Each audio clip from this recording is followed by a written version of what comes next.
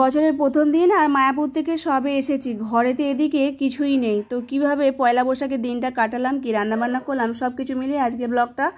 রাধে রাধে বন্ধুরা, কেমন আছো সবাই? আশা করি সবাই ভালো আছো, সুস্থ আছো। সকাল থেকে আজকে ব্লগটা শুরু করছি। কোথাও ঘুরতে গেলে জানোই তো গাদা জামা কাপড় পরে, তবে আমি একসাথে সমস্ত কিছু কাটছি না, একটু একটু করে রেগুলার ভিজিয়ে ভিজিয়ে রাখি। তবে এখন ভিজিয়ে রাখলাম, ওটা পরে কাচবো। আর ঘরেতে কিছু ছিল না, গোগো তো ছিল, তো জিনিসপত্র তো সবই বাড়ন্ত ছিল, ও তো আনাজপত্র তেমন খাবে না। প্রভুজি দেখছি আগের দিন রাত্রেই অর্ডার করেছিল আমাজন থেকে, ওই সব জিনিসপত্রগুলো এসেছিলো, রান্নাবান্না করার মতো কিছুই নেই। তো ফ্রিজে কয়েকটা জিনিসপত্র আছে, মানে কয়েকটা পটল আছে আর একটুখানি ফুলকপি ছিল। তো গোগো তেমন রান্নাবান্না করে খায়নি, ও শুধু মানে প্রেশার কুকারের মধ্যে আলু ভাতে ভাত করেছে।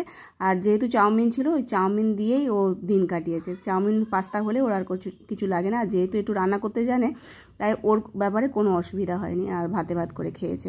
আমি সবজি কটা বানিয়ে নিয়েছি, যে অল্প পরিমাণের মধ্যে ছিল, কয়েকটা পটল, ফুলকপি একটু, আর পনিরটা তো সবে নিয়ে এসছে, সেই দিয়ে এখন পনির, পটল, ফুলকপি দিয়ে একটা রসা বানাচ্ছি তাড়াতাড়ি করে। কদিন ধরে আবার অফিস ছুটি ছিল, তো প্রভুজি আবার তাড়াতাড়ি করে বেরোবে, সেই জন্য রান্নাবান্না বসিয়ে দিয়েছি। পনিরটাকে নুন হলুদ মাখিয়ে ভেজে নিলাম, ওর মধ্যে তেল ছিল একটুখানি, সেটাকে দিয়ে ফুলকপি কটা ভেজে নিয়েছি, আর আলু ভেজে আর মশলা দিয়ে ভালো করে ভাজা ভাজা করে নিয়েছি। পটল পনির সব দিয়ে দিলাম, জল দিয়ে ভালো করে মশলাটা ভেজে নিয়ে এখন রসা করবো, তো একটু বেশি করে জল দেবো, না হওয়ার সময় একটুখানি সাঁতলে নেবো, একটুখানি গরম মশলা গুঁড়ো দিই। আর আগের দিন রাত্রিতে একটুখানি ঝড় হয়েছিল বলে 2-3টে ছোটো ছোটো আম দেখি গাছ থেকে পড়েছে, সেটাকে তুলে নিয়ে এসেছি। এখন চাটনি করেছি মৌরি দিয়ে, বেশ ভালোই লাগে। এই আমটা বেশি টক হয় না, যেহেতু একদমই ছোটো। তাছাড়া শসা একটু ছিল আগের দিন, মানে মায়াপুর থেকে আসার সময় একটু বাজার করা হয়েছে, মানে শিয়ালদা থেকে তরমুজ, শসা এগুলো নিয়ে আসা হয়েছিল।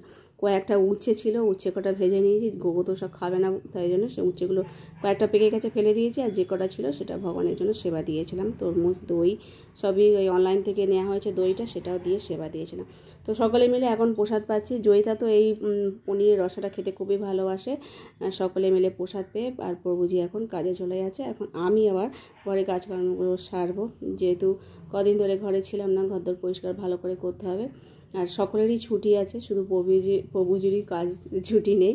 তো পয়লা বৈশাখ আজকে, তো বাচ্চাদের সব ছুটি আছে, ওই অফিসে চলে গেল।